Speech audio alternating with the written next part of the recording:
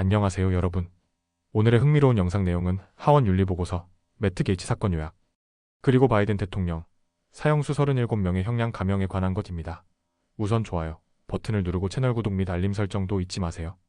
여러분의 관심과 지지가 저희에게 큰 힘이 됩니다. 첫 영상은 월스트리트 저널의 기사를 바탕으로 한 충격적인 정치 뉴스를 소개합니다. 바로 플로리다 출신 공화당 의원이자 논란의 중심에 서 있는 맷 게이츠의 이야기입니다. 하원윤리위원회가 발표한 보고서에 따르면 그는 성적 부정행위, 마약 사용 등 여러 혐의로 조사받고 있었습니다. 과연 그 내용이 무엇인지, 그리고 이 사건이 정치권에 어떤 영향을 미칠지 함께 알아보겠습니다. 첫째, 사건 개요. 이번 사건의 핵심 내용을 간단히 정리해드리겠습니다. 하원윤리위원회는 지난 12월 23일 37페이지 분량의 보고서를 통해 맷 게이츠가 하원 의원으로 재임하던 시절 여러 차례 성적 부정행위를 저질렀다고 밝혔습니다. 주요 혐의는 다음과 같습니다. 성관계 비용 지불 2017년부터 2020년까지 그는 최소 17세 소녀를 포함해 여러 여성과의 성관계 대가로 돈을 지불했다고 합니다. 사용된 금액은 수만 달러에 달하며 페이펄과 VNMO 같은 플랫폼을 통해 이뤄졌다고 합니다. 마약 사용 2017년부터 2019년 사이 코카인과 엑스터시를 소지하거나 사용한 혐의도 보고되었습니다. 불법 선물 수령 그는 2018년 바하마 여행 중 숙박비와 교통비 등 부당한 선물을 받은 것으로 드러났습니다. 둘째, 윤리위원회에 대응 특이한 점은 하원 윤리위원회가 게이츠가 의원직을 사임한 후에도 보고서를 공개하기로 했다는 점입니다. 일반적으로 의원이 사임하면 조사는 종료되지만 이번에는 예외였습니다. 위원회는 약 3년간의 조사를 통해 14,000건 이상의 문서를 검토하고 20명 이상의 증인을 인터뷰했습니다. 일부 여성들은 보복에 대한 두려움 때문에 협조하지 않았지만 조사관들은 신뢰할 만한 증언들을 확보했다고 밝혔습니다. 셋째, 게이츠의 반응. 맷 게이츠는 모든 혐의를 부인하며 강하게 반발했습니다. 그는 하원윤리위원회의 보고서 공개가 부당하다며 법원의 공개 중단을 요청했습니다. 또한 자신이 과거에 실수는 했지만 범죄는 저지르지 않았다고 주장했습니다. 저는 열심히 일했고 열심히 놀았습니다. 죄책감은 있지만 범죄는 아닙니다. 라고 밝혔습니다. 그러나 플로리다의 법적 기준에 따르면 그가 미성년자와 성관계를 맺었다면 이는 중범죄에 해당됩니다.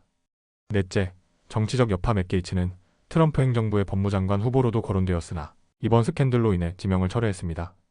이 사건은 공화당 내부에서도 큰 논란을 일으켰습니다.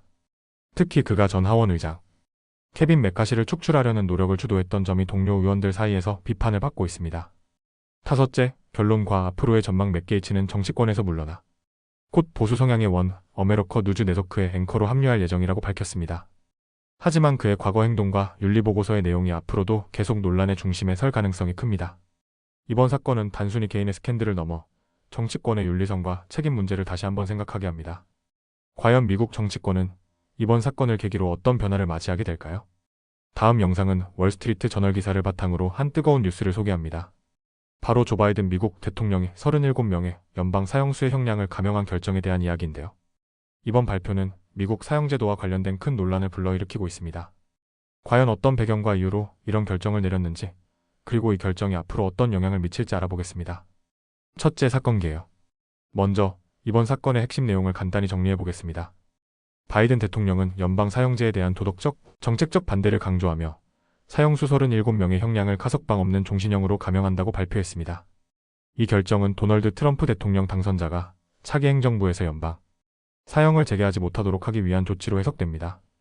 바이든 대통령은 다음과 같은 입장을 밝혔습니다. 저는 이 살인자들을 비난합니다. 그들의 행위로 인해 희생된 분들과 그 가족들에게 깊은 애도를 표합니다.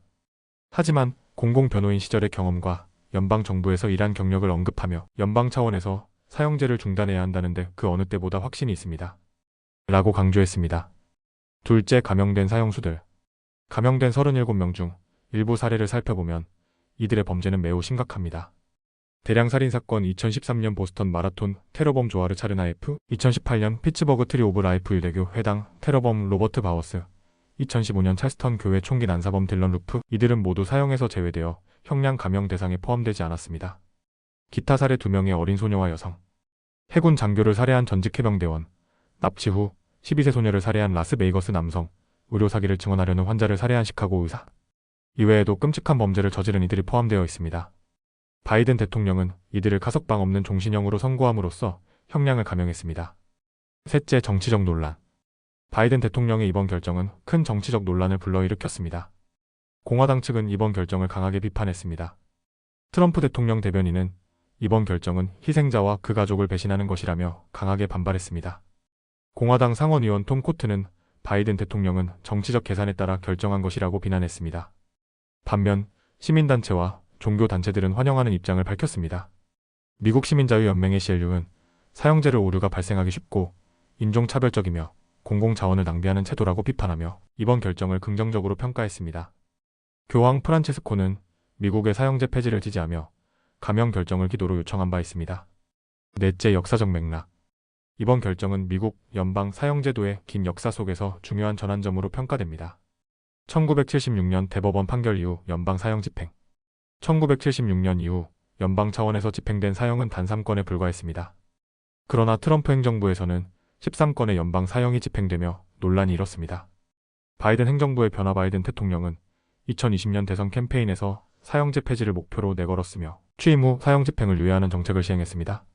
이번 감형 결정은 이러한 정책의 연장선에 있으며 법무장관 메릭 갈런드의 권고를 따랐습니다. 다섯째, 결론과 앞으로의 전망. 바이든 대통령의 이번 결정은 단순한 형량 감형이 아니라 미국의 형사, 사법제도와 사형제의 미래에 중요한 의미를 담고 있습니다.